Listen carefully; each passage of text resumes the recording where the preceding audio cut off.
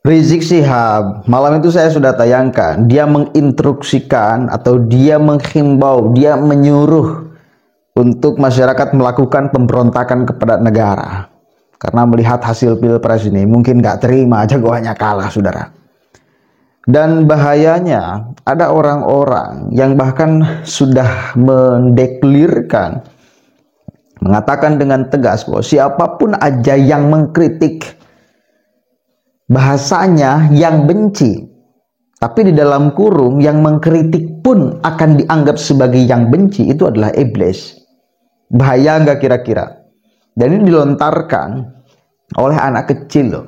Anak kecil bos, anak kecil yang kemudian sok ceramah di atas panggung. Katanya dia adalah penerus Kang Bahar dan penerus Kang Rizik. Coba kita dengarkan sama-sama. Ini doktrin luar biasa mereka. Bagi saya berbahaya sekali. Ada jalan ketiga. Apa jalan ketiga? Ekstra parlementer. Apa bu? Nggak tahu. Bu, makanya nih hari pokoknya ibu-ibu di sini mesti pinter politik semua. Amin. Ibu pulang dari sini ngadu ke suami. Kita habis dapat pelajaran S2 dengan Habib Rizik. Jadi sarjana semua, insya Allah. Bu, ekstra parlementer maksudnya perjuangan di luar parlemen. Apa tuh? Rapat jalanan. Apa tuh? Sidang rakyat. Apa tuh? People power. Apa tuh? Revolusi. Apa sih tuh? Berontak. Uyang amat. Gua ngomong begini gak paham, begitu gak paham, ya udah ngomong berontak. Paham kan? Paham bu? Mak-mak. Saudara-saudara, dalam sebuah riwayat Rasulullah SAW pernah bertanya kepada iblis, "Hei iblis, siapa musuhmu yang terbesar? Siapa makhluk yang kau benci?" Apa kata iblis? "Antum ya Muhammad." Engkau ya Muhammad adalah musuh yang terbesar. Engkau ya Muhammad adalah makhluk yang aku benci. Apa kata iblis? Apa kata Nabi Muhammad? Kata Nabi Muhammad, "Sesudah aku siapa hai Muhammad? Sesudah aku siapa hai iblis?" Apa kata iblis? "Sesudah engkau anak cucumu. Sesudah anak cucumu. Saudara-saudara, anak cucumu adalah makhluk yang aku benci." Saudara-saudara, berarti anak cucu Rasulullah itu habaib, betul? Kira-kira saya tanya, yang membenci habaib siapa itu orang? Katanya saya tadi bilang yang membenci habaib itu iblis. Berarti saya tanya sekarang, yang membenci habaib itu siapa? Orang kompak siapa? Siapa? Takbir ya. Cucunya Nabi, betul.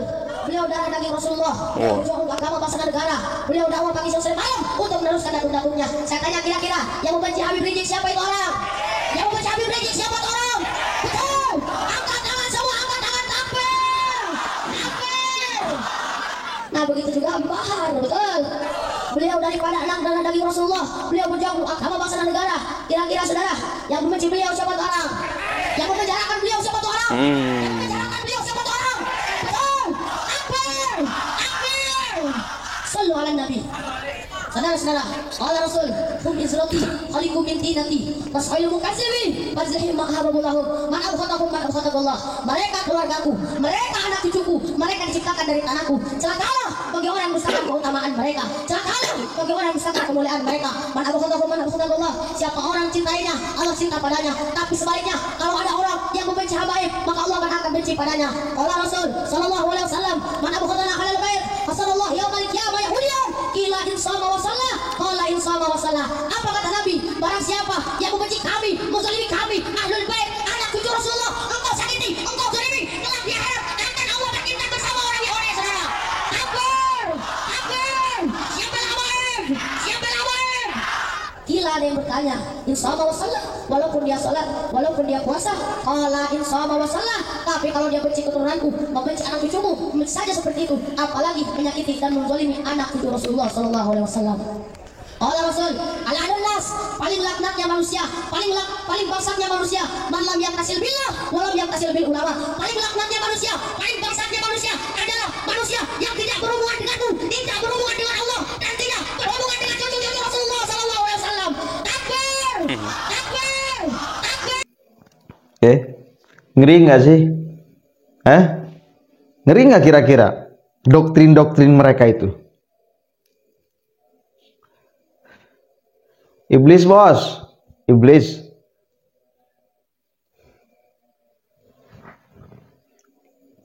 Ini persoalannya di cucu nabinya nih. Persoalannya diklaim bahwa mereka adalah ahlul bait Nabi. Persoalannya di sana. Lalu disambung-sambungkanlah yang benci ahlul bait Nabi, yang benci anak cucu Nabi dan lain sebagainya. Itu tuh. Di sana akar persoalannya. Lalu didoktrinkanlah kepada masyarakat. Hingga kemudian ada keluar narasi satu Habib yang bodoh itu lebih mulia daripada 70 kiai yang alim. Di sana tuh sebabnya, asbabun nuzulnya dari sana. Rangkaian doktrinnya dari sana. Dan banyak yang percaya. Seolah kemudian kita itu punya kedudukan yang berbeda dengan mereka. Sebagai umat baginda Nabi yang lain. Makanya mesti dituntaskan, mesti dibedah itu. Ahlul bait Nabi itu siapa? Ulama-ulama minimal masa kini ya harus berdebat, mendiskusikan secara serius ahlul bait Nabi. Apakah mereka termasuk ahlul bait Nabi? Yang wa yutahhirukum tathira, yakin disucikan. Yakin tidak mungkin melakukan kesalahan. Yakin. Tapi apa boleh buat, sekeren apapun teori yang mereka doktrinkan kepada mereka ahlul bait Nabi, mereka wa yutahhirukum tathiro. Tapi bila kita menemukan ada habib-habib yang melakukan dosa secara terang-terangan, ada di Cirebon seorang habib yang melakukan zina dengan istri tetangganya, muridnya sendiri yang telah membesarkannya di kampung halaman itu, di tempat sholat, di musola lah, bukan masjid, di musola, tempat masyarakat di sana itu, kompleks sana itu sholat.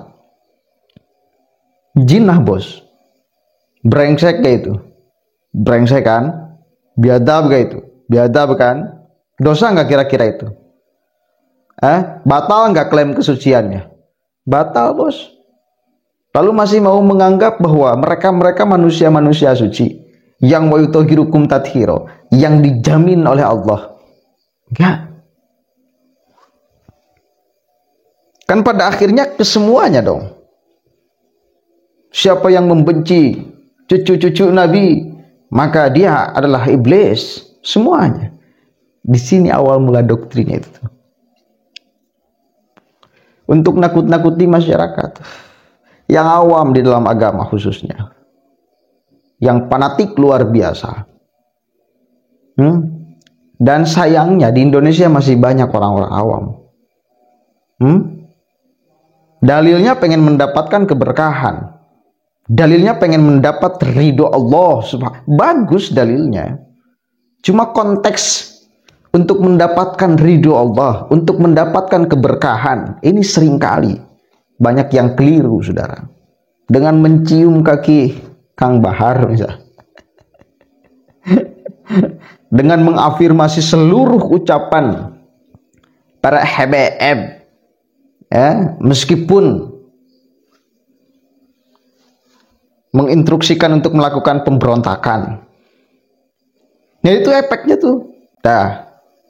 Yang penting kita himbau terus kepada masyarakat di bulan puasa ini, apalagi ketika Rizik Syihab mengatakan, mengajak untuk melakukan pemberontakan, hati-hati. Waspada ya. Saya meyakini betul bahwa itu tidak dibenarkan oleh dalil apapun, dalil agama dan dalil negara. Apapun embel-embelnya, wah ini ada kecurangan, wah ini ada ABCD, kita nggak percaya Mahkamah Konstitusi, kita nggak percaya DPR, nggak percaya semuanya. Udah kita lakukan pemberontakan. Awas, hati-hati loh, hati-hati. Tujuan mereka adalah kekacauan, kerusuhan. Dan jangan dikira ya Anda bakal berhasil. Tidak akan ada yang mencegah, tidak akan ada yang menghadang masyarakat yang lain. yang melawan Anda, yang mencegah Anda, yang menghadang Anda, itu akan lebih banyak daripada yang ikut Anda. Saya yakin dan saya pastikan itu. Dan jangan sampai negara ini dirusak oleh mereka-mereka yang punya gerak politik itu yang kacau luar biasa.